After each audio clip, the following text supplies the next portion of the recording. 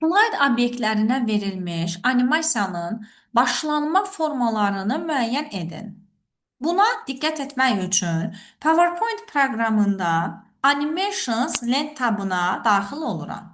Və burada slayd obyektlərinə animasiya effektləri vermək olur və həmin animasiyalar üzərində işləmək olur.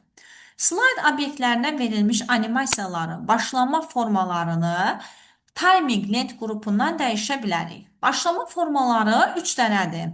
On click, with previous və after previous. Bu o deməkdir ki, obyektə verdiyim animasiya mausu kliklədikdə başlana bilər. Özündən əvvəlki obyektin animasiyası ilə eyni anda başlaya bilər və ya özündən əvvəlki bitəndən dərhal sonra başlaya bilər.